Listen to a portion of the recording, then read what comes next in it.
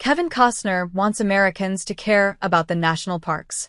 We spoke to the Academy Award-winning actor about his new three-part docuseries for Fox Nation, which chronicles the 1903 meeting between Theodore Roosevelt and John Muir in Yosemite National Park. Earlier this year, a PR rep from Fox News asked if I'd want to review the conservative network's upcoming docuseries on the history of Yosemite National Park. Called Yellowstone to Yosemite with Kevin Costner, the three-part series is the brainchild of the Academy Award-winning actor and the follow-up to his 2022 series Yellowstone 150. As I stared at the email, I wondered, what can Fox News teach me about the importance of the national parks? As it turns out, a lot. But their approach delivered a few surprises. Yellowstone to Yosemite, which airs Saturday, February 8th on Fox's streaming service, Fox Nation, tells the often-repeated story of a 1903 camping trip that then U.S. President Theodore Roosevelt took with naturalist John Muir through Yosemite. Over 4 days and 3 nights, the two men yucked it up around the campfire, admired the soaring monoliths and waterfalls, and became friends. Similarly, Costner, now 70, embarks on his own camping trip within Yosemite as he narrates the story. In the first episode, Costner quickly establishes the significance of Roosevelt and Muir's campout. It's May 1903, more than 30 years since Yellowstone was established as the first national park. 5 other parcels of land have become national parks, but the designation has done little to actually protect their ecosystems. Loggers are plundering giant sequoias in Yosemite and poachers are decimating bison herds in Yellowstone. The federal government, meanwhile, lacks the teeth to stop them. Congress saw the national parks as a zero-cost initiative. Each park has an unpaid superintendent responsible for enforcing regulations, Costner says. It's not working at all. Muir, the famed naturalist, believes the only way to save America's parklands is by harnessing the power of the president. He invites Roosevelt to Yosemite to show him the wonders of the park up close, before pitching him on the bold idea of actually protecting the 6 natural wonders. And we're off. Over 3 45-minute episodes, Costner tells the story of the camping trip while weaving in other historic anecdotes and ecological tidbits about Yosemite National Park. Yep, there's a heroic mini-biography of Teddy Roosevelt. There are Nature Channel-worthy segments about the life cycle of a sequoia and the geologic forces that carved the valley. Costner name-drops Lynn Hill as the first rock climber to free climb the nose of El Capitan. There's even a reenactment of the massacre of Miwok tribespeople that preempted their forced removal from Yosemite in 1851.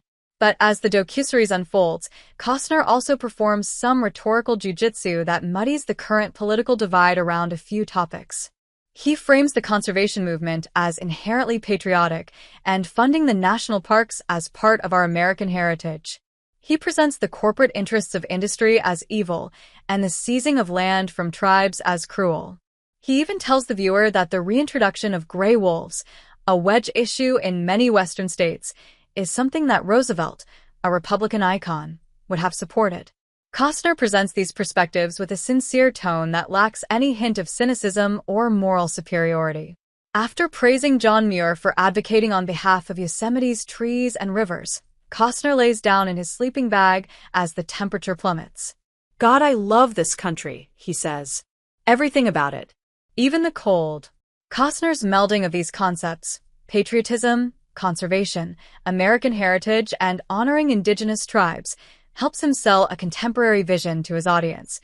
National parks are worthy of our protection and our tax dollars. Sure, Costner's sincerity and mythical retelling of a camping trip may inspire some eye rolls.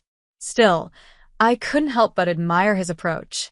Perhaps somewhere in Yellowstone to Yosemite is a playbook for bridging the political divide when we debate protecting national monuments from drilling, or the reintroduction of apex predators, or why we should save endangered species.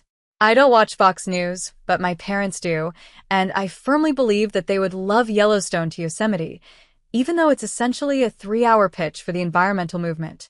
Costner's story concludes on a high note.